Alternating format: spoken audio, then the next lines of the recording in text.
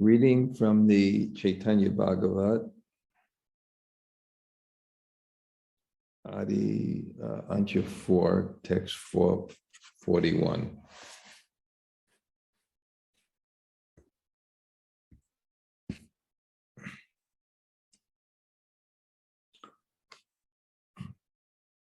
Om Namo Bhagavate Vasudevaya. Om Namo Bhagavate Vasudevaya. Om Namo Bhagavate Vasudevaya.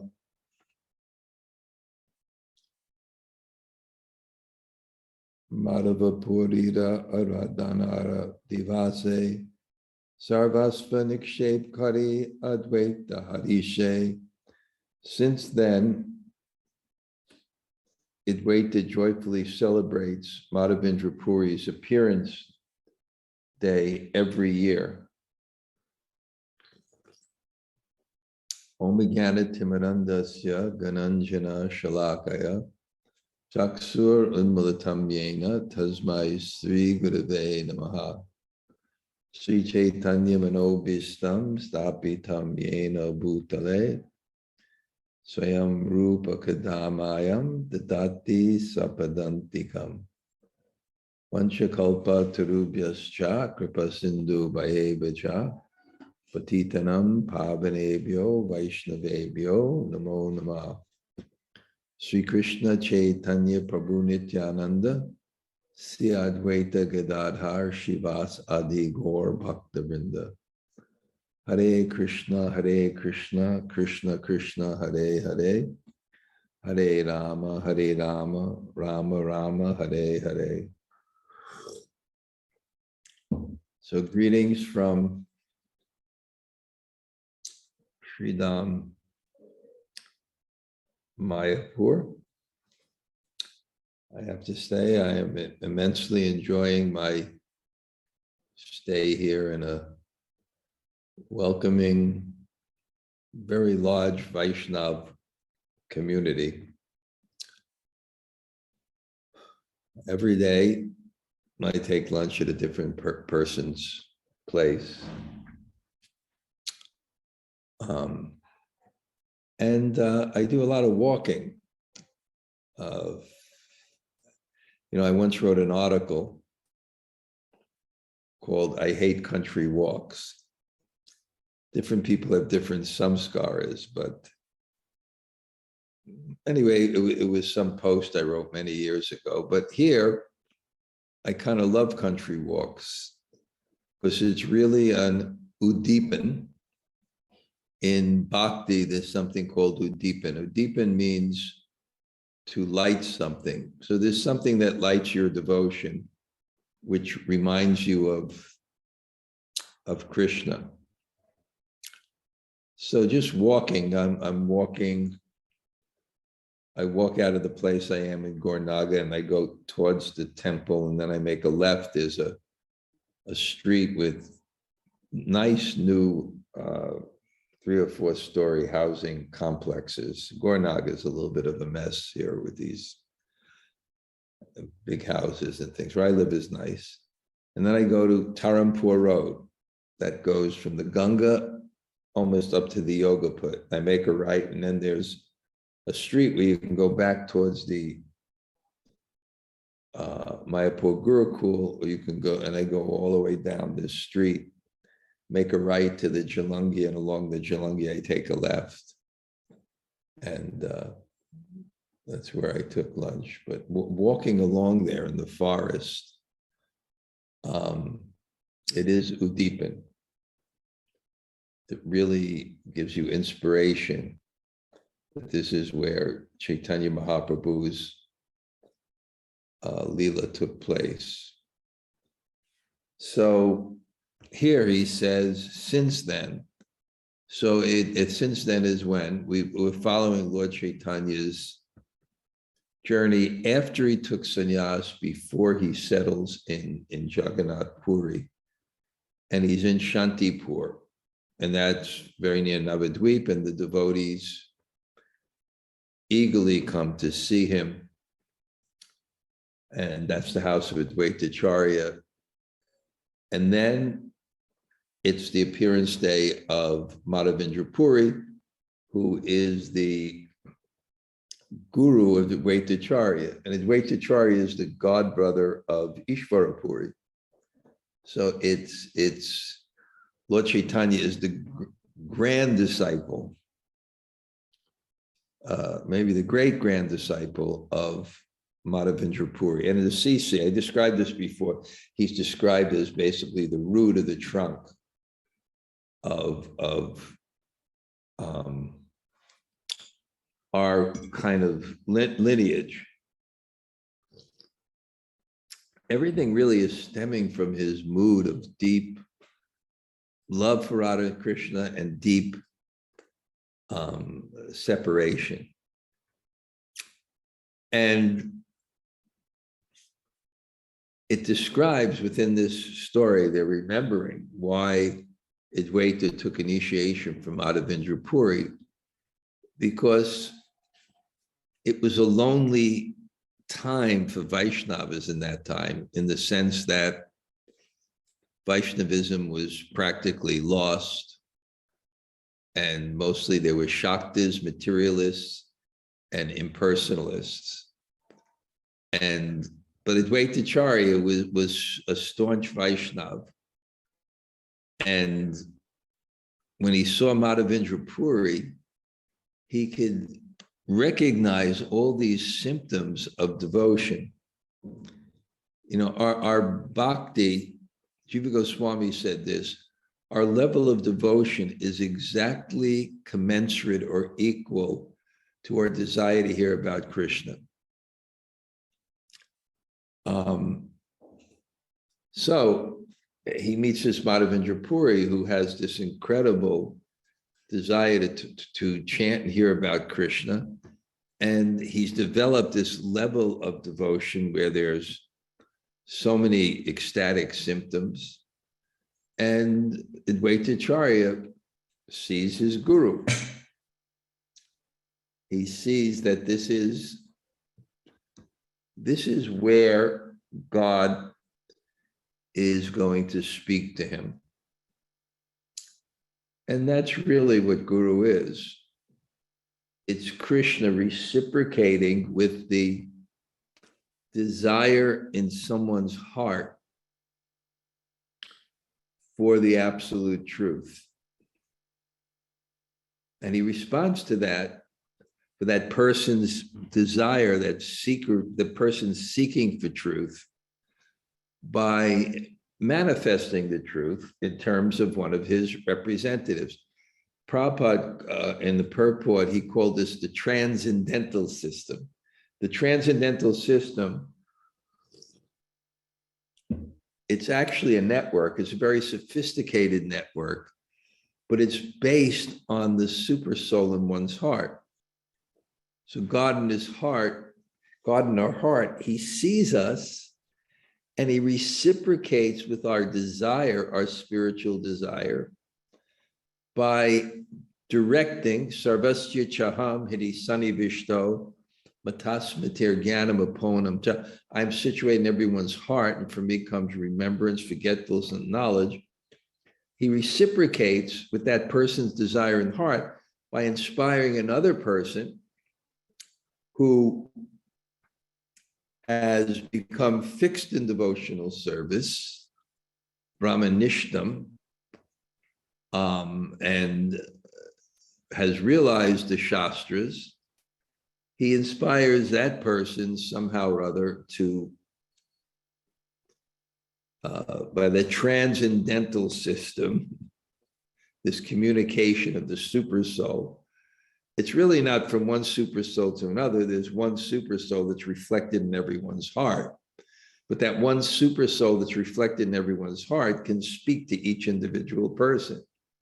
So because he's everywhere, it's a perfect system. And so he inspired Mādhavendra Purī to come to reciprocate with this strong desire of Advaita to taste and distribute bhakti. And it was an ecstatic meeting. And since that time, when Advaita Acharya took initiation, since that very time, every year he celebrated the appearance day. We call that Vyasa Puja, where the spiritual master teaches his disciples to worship the guru by worship, but by the spiritual master worshiping his lineage. And we know from the songs of Bhaktivinoda Thakur, Madhavatiti Bhakati Janani, the days of Lord Hari give birth to devotion. Suddenly some bhakti comes out.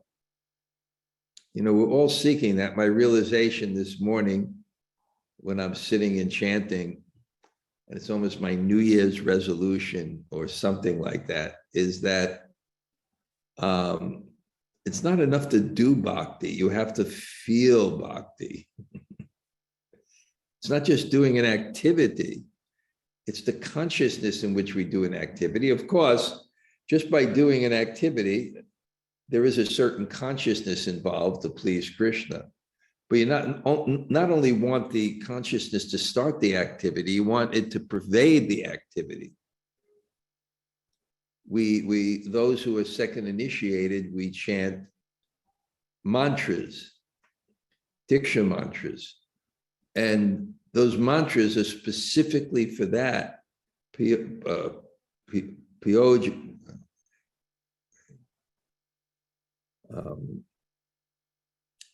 One second. Piodia. We want to be enlivened. We want to be enthused.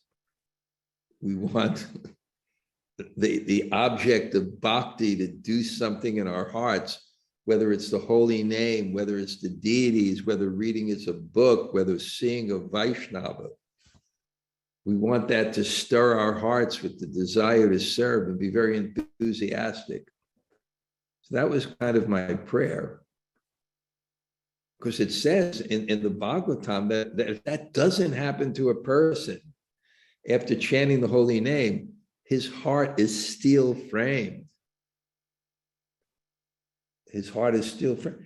And specifically what Advaita Acharya was observing in Mādhavendra Purī, he'd see a cloud that had a kind of a blue color. He saw a cloud that would have kind of a blue color, and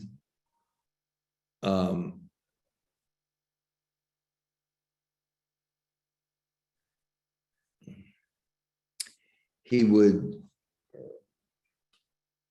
be inspired about Krishna. So this has to be, it has to be all our inspiration, that we really should have some feelings in our hearts, that our service is not just mechanical, but there's real devotion.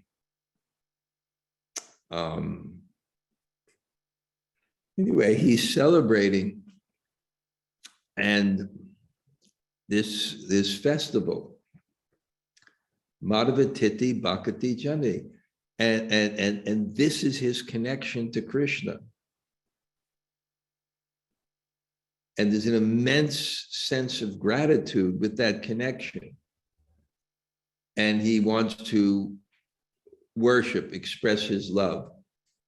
And when how do you express your love? Love means you try to please, and pleasing means you offer the best.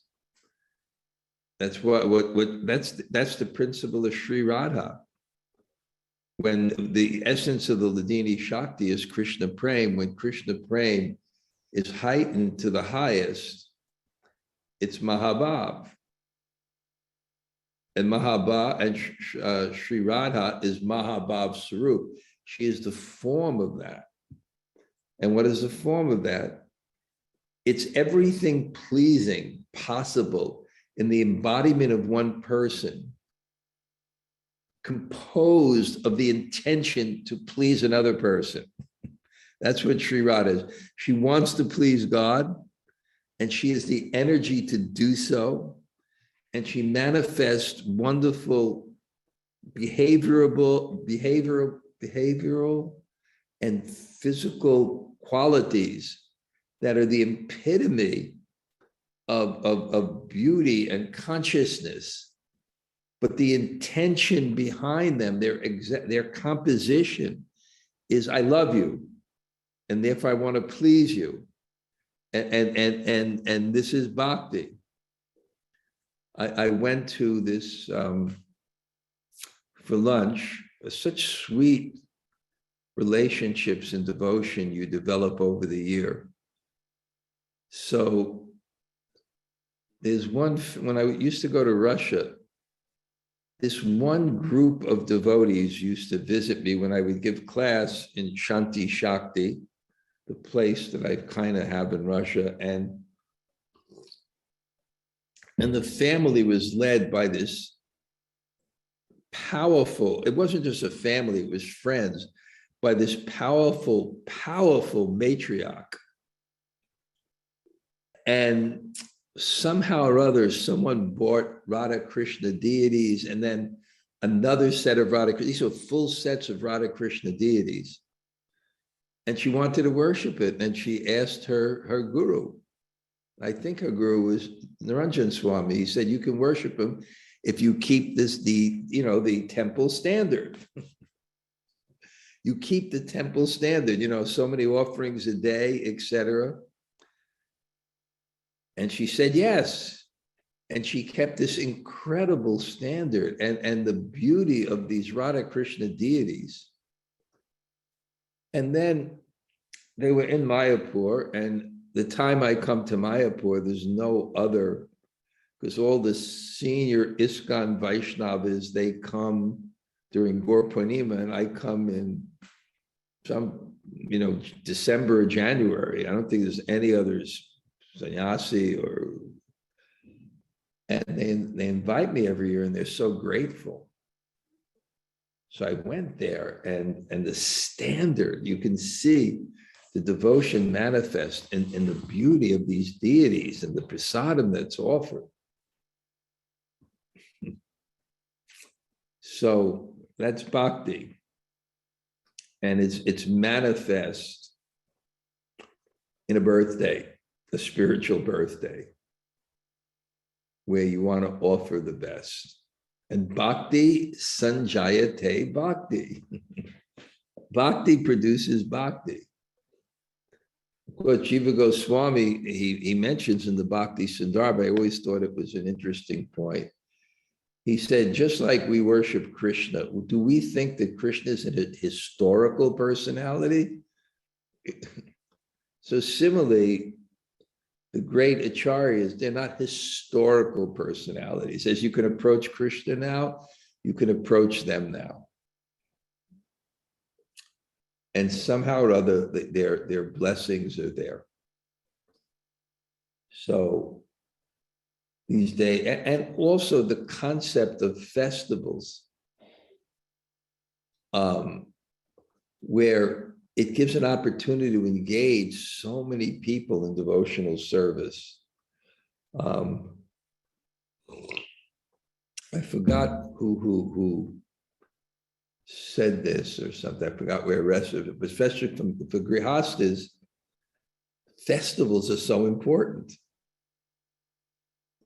And really, Prabhupada taught us how to do festivals. The best, offer the best. From the flowers to the food to how many preparations, and everybody's engaged in devotional service. So there's going to be a description how someone like Mādhavendra Purī respected his guru, Advaita respected his guru, Mādhavendra Purī. By divine arrangement, that auspicious day arrived. And actually, Mādhavendra Purī has come. And Advaita happily began to make arrangements for the occasion. That's bhakti. What bhakti is not just service. Bhakti is a liking for service. That is bhakti. When you actually fold your hands like this and actually mean it. This mudra means these hands that have been used selfishly are now for service.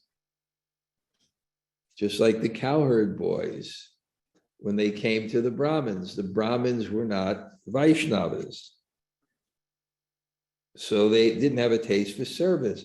So they came with service. And what does it say? Bhadram te. This is the most auspicious thing for you. This is the faith of a devotee, that the greatest blessing is service. It's not burdensome. It's the thing that you aspire for the most. And that's what advanced devotee is.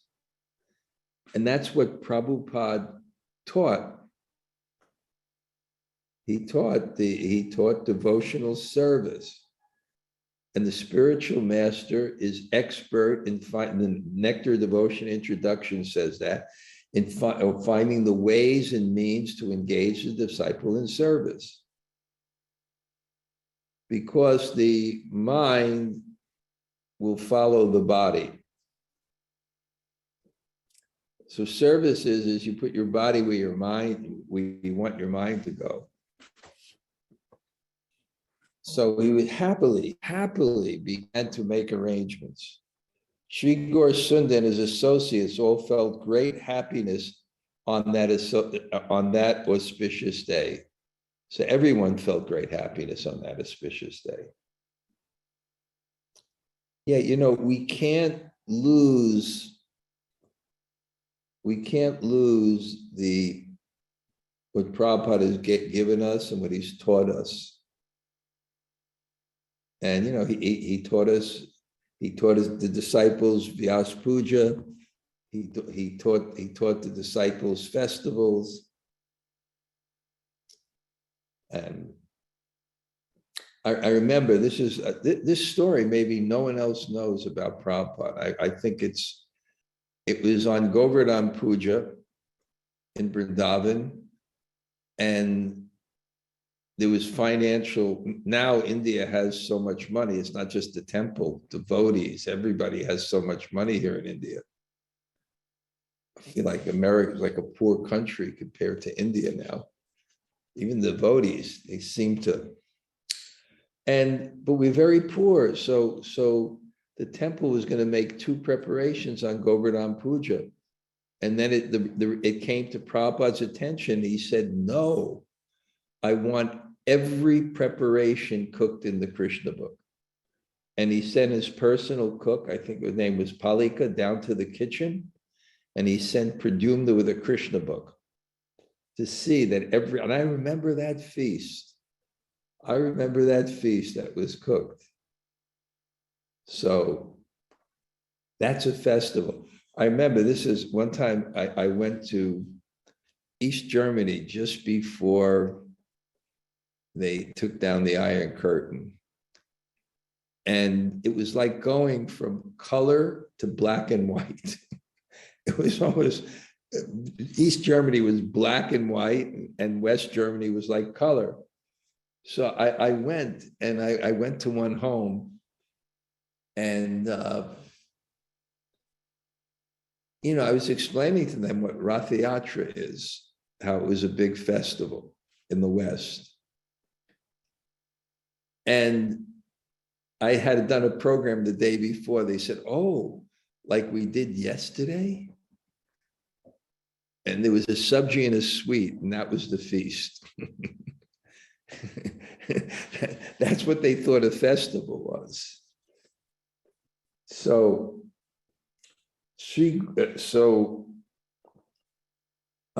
Satiti Pujabari Acharya Gosai Yata Sajit Karilena Tara Antanai. Antan end, nai no. There was no end to the arrangements made by Advaita Gosai to celebrate that occasion. I'm getting very excited to actually, I'm kind of writing a book now that I wanted to write for many years, but now I've taken it very, very seriously, on a guide to Vaishnava behavior based on the Chaitanya Charitamrita. I think I explained this to people before. But there's so many examples, and this is Caitanya-bhāgavata, how we live as devotees. There was no end to the arrangements made. That's Prabhupada's mood. There's no end to the arrangements made. The best in the house for Krishna. And Nana Dik, in all directions, Hoite, Saja, Lajya, Asite, Hena Nohi Jane Ke Anaye Kom. Ingredients flowed in from all directions. No one knew who brought them or where they came from. So somehow or other, I've seen this many times, where there's a desire, Krishna manifests the facility to fulfill that desire. So festivals are very, very important. The appearance days of great acharyas are very, very important. And Advaita Acharya is showing his love for his guru. Mādhavendra Purī prate priti sabakar sabe lalena yate yogya arika. Since everyone had love for Mādhavendra Purī, they all accepted appropriate responsibilities.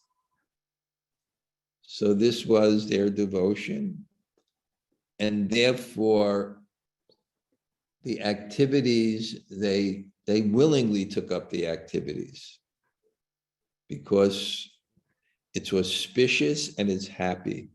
Happiness is a heart filled with devotion. We're conditioned to think that happiness is things, the senses, and putting ourselves in a position to feel superior. But actually, happiness is none of those things, unless they're connected to increasing the love in our hearts. So happiness is a heart filled with devotion. And accepting responsibility in love is a great sense of devotion. I remember I had one sense of that. One time, a friend of mine met the principal of the Indian Military Academy in the British Council Library in Delhi. And then he got his contact, and I contacted him, and he invited me up. And he was the principal of the Indian Military Academy, which you can have like a third world country, but you don't have a third world army. And the officers in those armies, they were all high-class Brahmins and Kshatriyas. So I remember I came, and just a young guy with my danda, and it's they say it almost has more subjects and courses than any university in the world. It's very sophisticated. So I got to the front, you couldn't get in, they make a call, and they put me in a military jeep. And I met this person. I think I told this story before, it was very inspiring. And the Indian Military Academy is in Dehradun, which is on the foothills of the Himalayas. So in the principal's house, you sit outside and you can see the Himalayas. It's very beautiful. So somehow or other, I preached to him. But one thing I remember, he said, you want to meet the person who trains all our soldiers? He's my neighbor. I said, yes. So his name was Colonel Balsar. I'll never forget. And he came out, and it was like, this guy was so inspiring. I mean, just seeing him, if he said charge, I would have followed behind him. So he looked at me and he said, there wasn't much technology then. He said, can I play you a tape from the 50th Jubilee of the Indian Military Academy from our sound and light show? And I said, yes. And then he turns on the tape, and the first thing that says is, Arjuna, pierce the eye of the fish. And I was going, what the hell is this? He said, Dehradun. Dare means place, Dun means Dronacharya.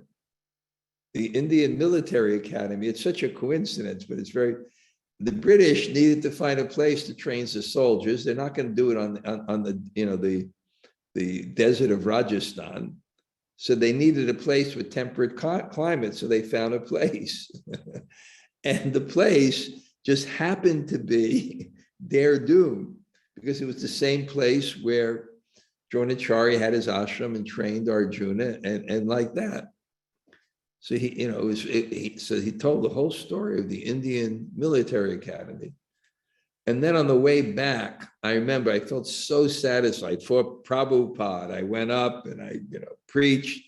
And this person from the Indian Military Academy, for a while, he retired and he joined ISKCON. So it was like I felt like, and on the way back, I'm on a bus. We didn't live like we live now in India with cars and things. I got on a bus. And so I'm sitting on the back of the bus. It's very dusty and bumpy. And I'm squeezed in there with my danda. And I have an old man on one side and an old lady on another side who seemed to be coughing with tuberculosis or something like that. And it's like, but I actually felt, because I had the sense, I'm not doing this for myself. I don't ride in an Indian bus for 10 hours in the back, sitting next to an old man with tuberculosis for myself. It was a burden of love for the mission. And there was a great sense of joy in that. A great sense of joy. So they all accepted appropriate responsibilities because they had love. And now it says what responsibilities they had. Mother Sachi took the responsibility of cooking, and the wives of the Vaishnavas agreed to help her. Nityananda Prabhu Vara Santosha Para Vaishnava Pujite Laina Adhikar. Nityananda Prabhu is unlimitedly happy. He took the responsibility of worshiping the Vaishnavas. So I've been to many functions in India, traditional functions, and they do a very interesting thing. When they have the speakers, the most senior Vaishnava, they distinguish in some way, usually with a little wood rickety table, maybe with a little glass with a flower on it or something. But they distinguish him because this is the system. It's hierarchical. Knowledge comes down. But everyone is worshiped. And they do it with chandan and a marigold, and they put a little chandan paste on people, and they may offer a garland. So Nityananda was in charge of that. Someone said, I will grind whatever sandalwood paste is required. Another said, I will make flower garlands. This is love. And love entails service. Seva. Of course, I can repeat that definition from the introduction of Bhakti Sandarbha.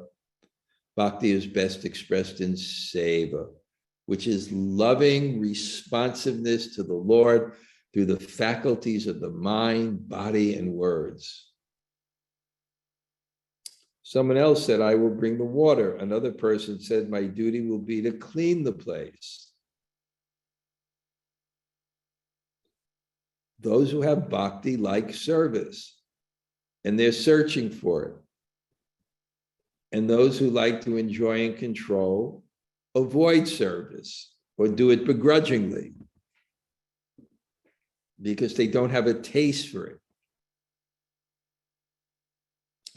Someone said, my responsibility would be to wash the feet of all the Vaishnavas.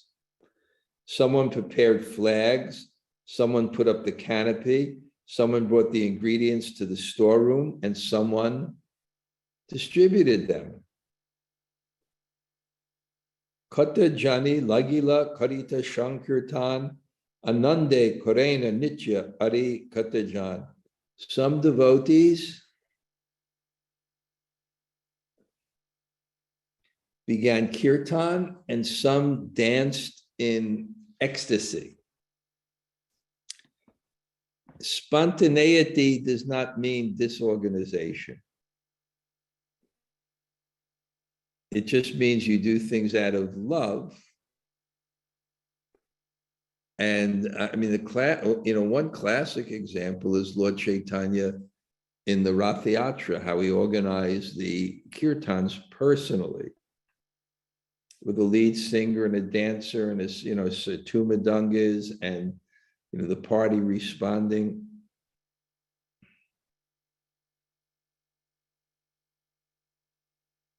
Even Krishna has an Astika Leela Smaran. He does things at regular times of the day. But the inspiration for it is love.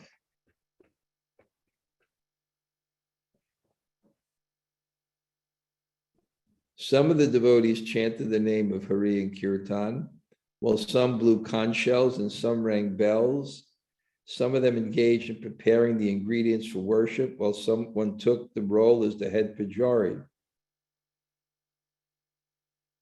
Mata Parananda Rase Bhakti Gana Shabe Karena Karya Yara Yem, being absorbed in the mellows of transcendental happiness.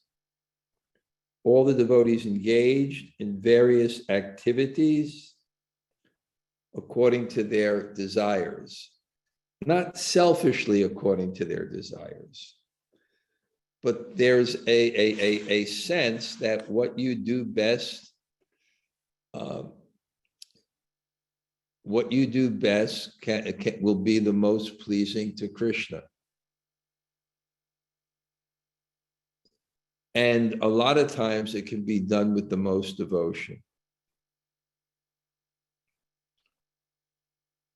Because whatever you like best, you can generally offer with the most devotion.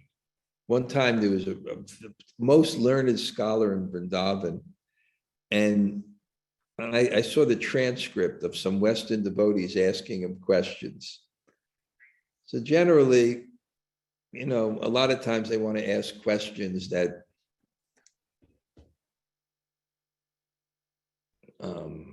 minimize ISKCON.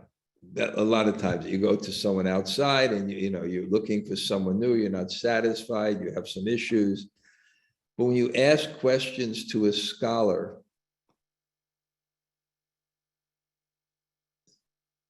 you can't manipulate them. They're neutral. That's the nature of a scholar. They're going to answer according to Shastra.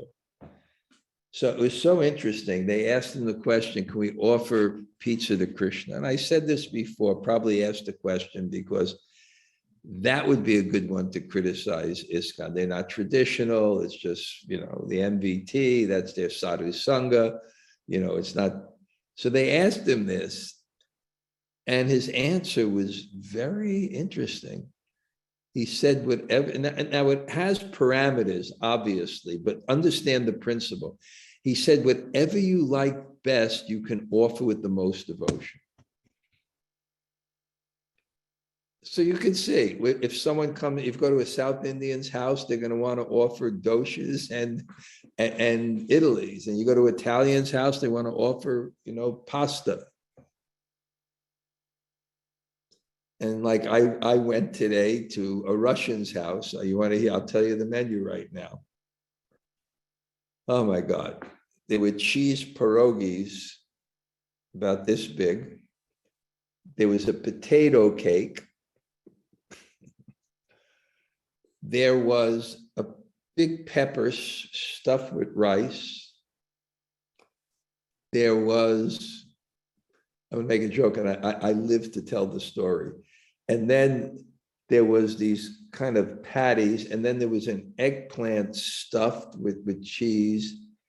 And then there was some shish kebab with raw, with just olives and things. And then there was a salad, and then there was some soup. And they were so ecstatic to offer it to their deities and offer it to me, because this is what they think is best, and they can offer it the most devotion. So they were engaged in various activities according to their own desires, because it's not that I just like it, it's that I do this well. And therefore I can offer it with so much devotion. This purport seems interesting. The various devotees began to display their skills in the worship of Mādhavendra Purī during the grand festival of Advaita and Gaura's meeting. If those who pass their days relishing palatable foods and display laziness for the service of the Supreme Lord, rather than accepting the responsibility of serving during the present festivals, read this portion, they will understand that Gaurasundar Nityananda and Advaita festival is not meant for sense gratification, like ordinary festivals of the karmis. Sri Gaudiya Math does not encourage such non-Vaishnava festivals. The grand festivals of the Gaudiya Math are always celebrated by enthusiastic devotees with life. But ignorant persons say the festival organizers with life must save, anyway.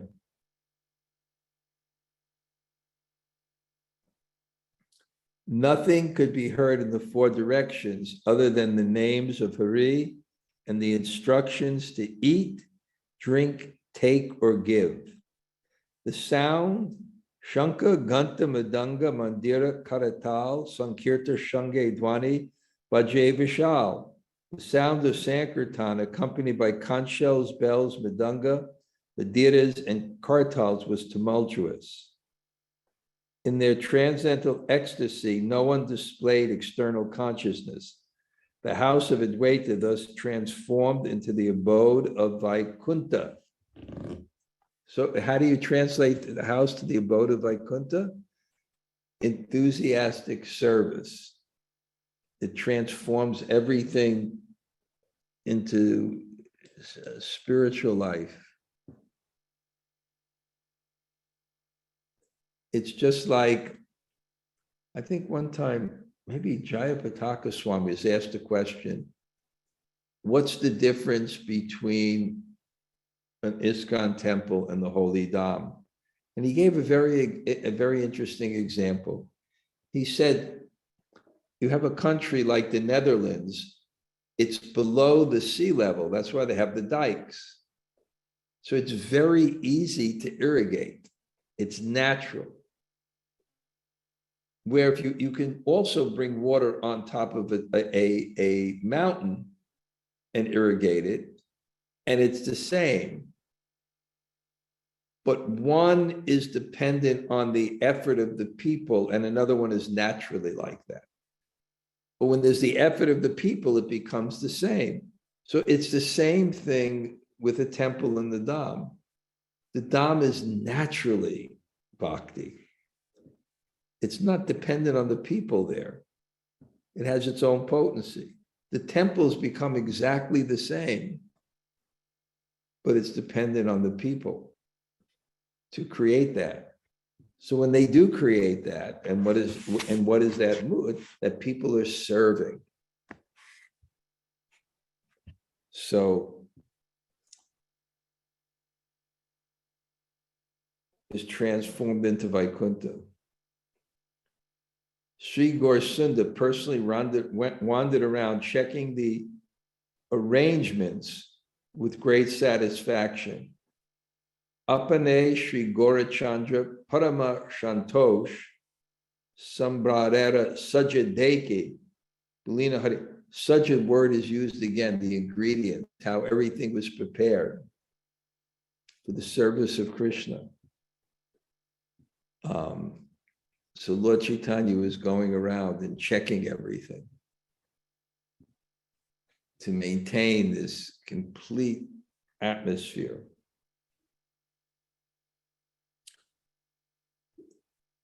I'm reading a lot more than I usually do because it's mostly narration. There's not so many philosophical points, but again, I'm trying to make something out of it.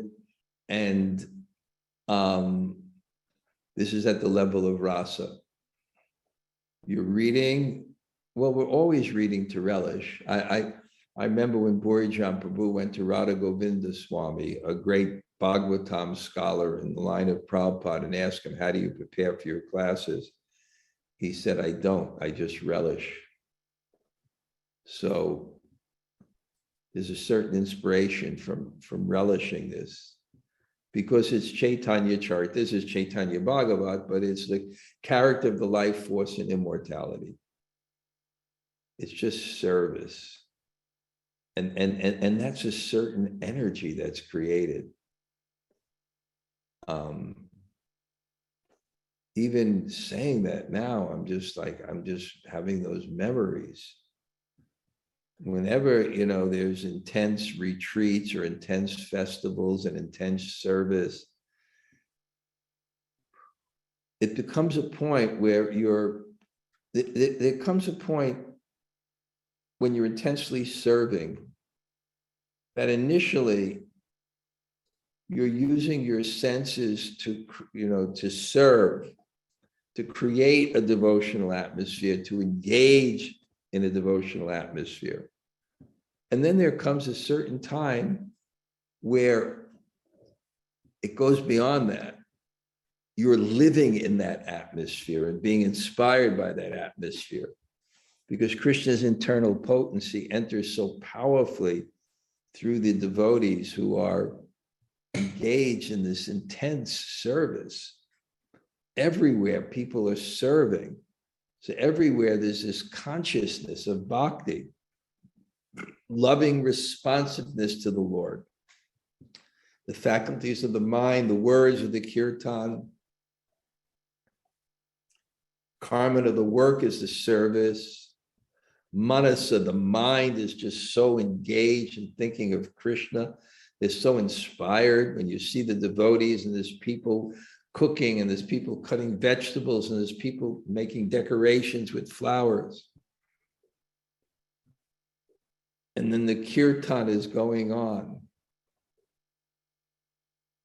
So it becomes non-different than the spiritual world.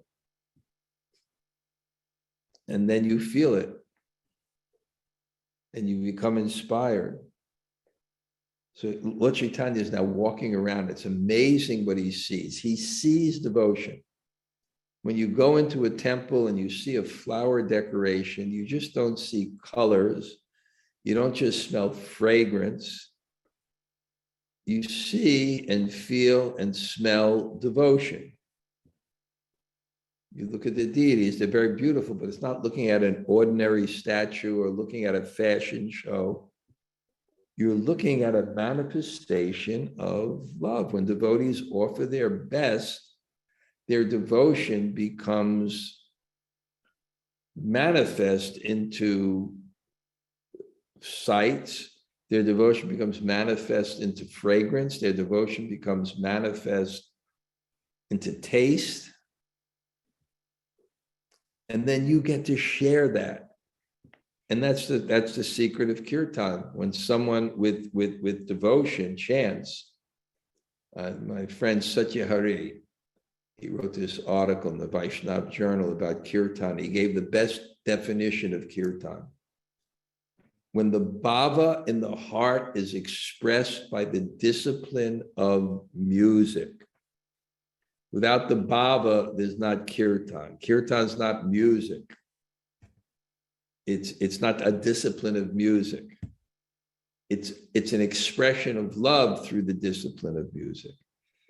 And when that is expressed, that person's heart becomes manifest in sound, so that when you hear it, you not only hear a sound, you feel that person's heart. And it's the same thing with a person who decorates the deities. You're not just seeing a sight, you're seeing the person's consciousness being manifest in something to please Krishna that's very beautiful. Or when you taste prasadam, you can taste the love. So now Lord Chaitanya, he's so ecstatic, and now he's checking everything. He wants to see that there's enough for everything, because he's having a huge festival. So the Lord saw that there were 2 to 4 rooms filled with rice, and there were rows of wood for burning stacked like mountains. They're cooking on wood. And he's seeing these storerooms. It's like when I first went to this Nathdwara temple, and Prabhupada talked about that. It was probably the most opulent worship. It's just amazing. And they have a well of fresh ghee. They have rooms of cardamom and spices. Every day from Vrindavan, there's a bus that comes with Jamuna water. The best mangoes in India. It's just flooded with this love. So Lord Chaitanya is now checking, and he saw 5 rooms filled with earthen pots for cooking. And he saw 2 to 4 rooms filled with skinless mung dal. That's ecstatic. He saw 5 to 7 rooms filled with various cloth, 10 to 12 rooms filled with leaf plates and leaf cups. The Lord saw 2 to 4 rooms filled with flat rice, and he saw thousands of banana bunches. No one knew from where so many coconuts, betel nuts, and betel nuts came from. No one can estimate how many rooms were filled with patola, eggplant, banana stems, potatoes, sak, and the upper portions of the arabi plant. He saw thousands of pitchers filled with milk and yogurt, and he saw condensed milk, sugar candy, and sprouted mung. Why in the Chaitanya Charitamrita are there pages and pages of descriptions of prasadam, food? Because when we read that and we see the elaborate preparations that are made, when we see that,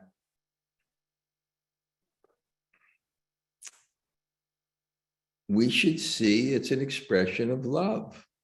And the whole purpose of Rasa Shastra is not just intellectual, it's experiential, it's even emotional.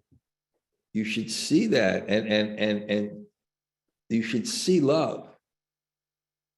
Just like reading the 10th canto of Bhagavatam, it's not just seeing forms, it's seeing consciousness which is represented by forms and actions. There's a mental disability called autism. There's a spectrum, I know, but basically what it means is people just don't have the ability to read minds. So they can't socially function. Because when you talk to someone, you interact, you're not just seeing their forms, it's an expression of their minds. And that's how you interact. So when you read the 10th canto, it's not just forms. We shouldn't be spiritually autistic. We should see the mind and what's expressed. And same thing when this food is cooked, we should see the love. I see my friend Henry's there, and he invited me to his house when Jamuna was having the 20th anniversary of Bana Bihari. And I remember there were even like golden grapes over the doors. I mean, everything was so fun. You got a little basket of things, and there were 2 plates and she fused ghees for weeks or something. And there was a Spanish plate and an Indian plate, and there was calligraphy of our name tags. So there was so much manifestation of devotion, and you would feel it when you go and you see over the doors. I don't know if she painted, I don't know what it is like, and all you would just see love, and you would feel that thing. And then I remember she cooked breakfast one morning, and she made oatmeal. It was the supreme personality of oatmeal. It was so good, that oatmeal. And not only that, the love in which it was served. I can't believe I was so fortunate that I got to have Jamuna's oatmeal. So The Lord saw unlimited pots of oil, salt, and ghee, and I am unable to describe everything. On seeing these extraordinary arrangements, the Lord's heart was struck with wonder. Chatmakar, it was just overwhelming. Look how much devotion. Look how much devotion. And that's the way it should be when we come into a temple. Someone comes in, they should be overwhelmed by devotion. Look how many people are serving. Look how many manifestations of devotion there are when you see the devotees and when you eat the quality of the prasadam.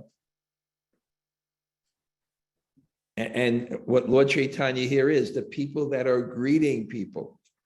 When I used to go to the Brooklyn temple, I remember at the door was, I think, Sunita and Daivi Shakti.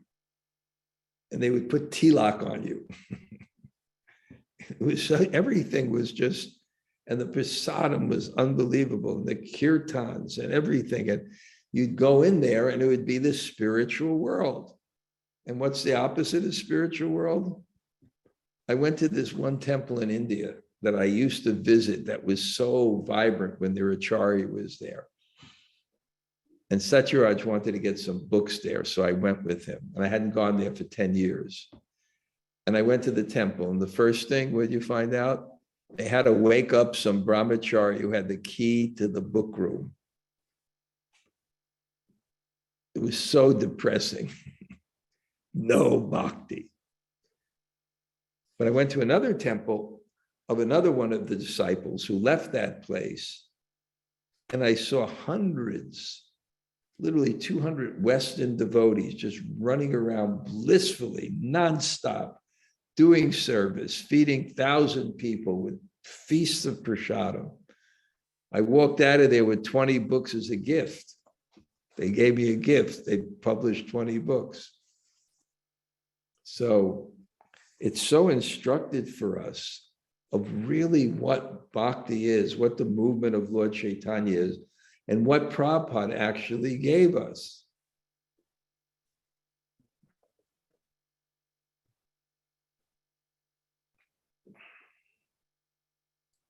The Lord said, these opulences are not possible for an ordinary human being. I think Advaita Acharya must be Mahesh.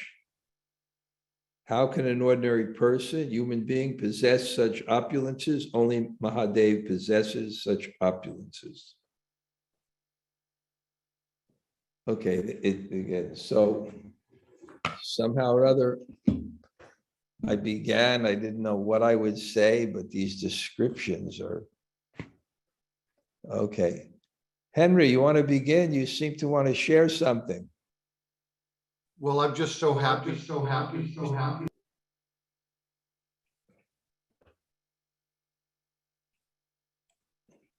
I'm so happy to hear you reminding me of the Yamuna event at my house. That was like one of the most special days, and she got us so engaged in service. It was like days. You know, she was up for 3 whole days, day and night. I could hear her all night long working to prepare everything. No sleep for 72 hours, I guarantee it. And she brought in like magnolia leaves and magnolia branches, and she spray painted them gold, and she decorated the doorways and the mantelpiece, and every little detail was so spectacular. It's just wonderful. Thank you so much for reminding me of it, Mara. I remember that when you came in, there was things sprayed gold over the door as you came into the living room, which served as the temple room. Above the door, there was sprayed gold. And I remember everyone got a little basket of goodies. And then I remember when we sat down at the table, there were 2 different plates of prasadam. One was, I think, a Spanish type thing, and one was an Indian type thing. And she personally, with the calligraphy, made the name tags of everyone. It was a great event. Yeah. Okay. Thanks, Henry. Thank you, Maharaj. That was like being in Chaitanya Charitamrita. And that's what the point is. You could duplicate the spiritual world with that mood of service from a pure devotee who had that desire to please. And you saw it manifest in beauty, in tastes, in visuals, in sound. And then I remember, we had little programs in the morning because we were there for several days. By your grace, I was there for several days. And we do kirtan. I just remember just her whirling around very gracefully. Appreciate, in ecstasy for the kirtan. I only wish I knew then what I know now about who she was. But Tamal Krishna Maharaj told me personally that Prabhupada said that Yamuna was in Bhava. So, okay, Haridas. Haribo. Okay. Yamuna Jaya, you want to say something quickly? And then others will say? You have a reflection? Okay. Maybe she's not there. Okay. Anybody else like to say something? Hare Krishna, Guru Maharaj. Yeah, Kinchana, go ahead. Kinchana. I love what you just said now. If only I understood who Mother Yamuna was. Maybe I understood something, but I feel like I appreciate her more now. That was a very nice comment. Right? Tell everybody what her instruction was to you. She said, Akinchana Krishnadas has a real opportunity to serve the Sankirtan movement as long as he doesn't become a performer. And you took that to heart. That's nice. Yeah, well, I don't know. I probably failed on that many times too. Okay. Okay. Hi. Yeah. Who else? Hare Krishna Maharaj, Merry Christmas. Hare Krishna Maharaj. Thank you very much. I love hearing about Mother Yamuna Devi, of course. Her instruction to me was to sing loudly and enthusiastically in kirtan and not care what you sound like. Not to worry what your voice sounds like or how well you can sing, but just to chant with love. That's the essence. Evam vratasva priya nama krita. When Lord Chaitanya's guru told him, I'm going to tell you the essence of Bhagavatam, he quoted that verse. One should chant without any inhibition and without any attachment. Yeah, that's great. Okay, who else? I also wanted to thank you for your memory of the New York Temple. That was, I think, maybe 1969 or so. Also, I remember walking up those steps, my first temple, and I still can feel Mother Devi Shakti's finger on my forehead applying the tilak as I walked in. I had no idea what was going on. Thank you very much for that. It was quite an atmosphere. I think it's more like they moved there in about 70. Because when I came back from California, I went to try to find them, and I went to 61 Second Avenue, because that's what the address of the temple was. They moved from 26 Second Avenue to 61 Second Avenue. And when I went there, they gave me the address of the Henry Street Temple. And then I walked up it was quite, and the incense. The really thing is Prabhupada inspired people to perform pure devotional service, to give their lives to Krishna. And even if they couldn't maintain that level, because Prabhupada was, wanted to take over the world in 10 years, even if they couldn't maintain that level, the taste and spirit they got from that stayed in their hearts. It's amazing. Well, that's totally my story, because I couldn't keep up with it at all. And after maybe 2 visits or so, I didn't go back. But I was maybe 13 years old, and it was maybe an hour and a half subway ride, all the way from Upper Manhattan down into Brooklyn. I thought I was going into another universe. And I really was. It was amazing. And the thing is, there was no real train or bus that went there. Right. It was a long walk after the subway. A long, long walk. It somehow is the least accessible place. I remember that. I used to hitchhike there. In a day where that wasn't risking your life. Okay. Anybody else want to say hello? Hi, Krishna Maharaj.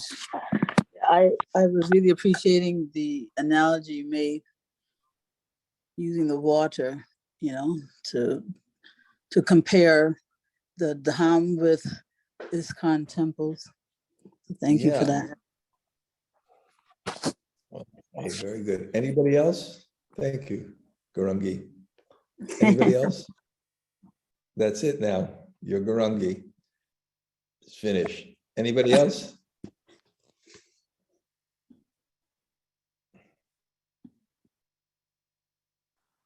Hare Krishna Guru Maharaj, Lal Govinda. Thank you for class. Haribo. Haribol. Thank you. Good to see you. Good to see you as well.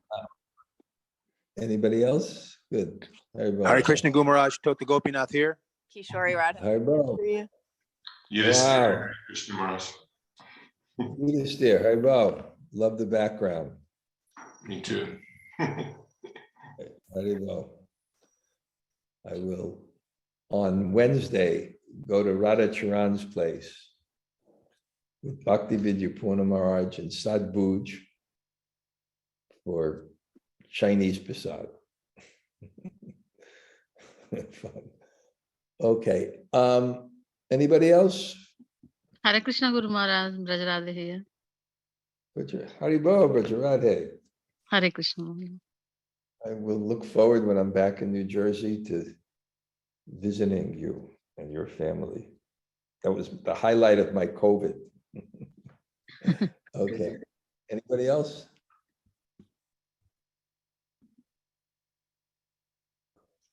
Okay, thank you. Panchakalpa Tarubhyascha.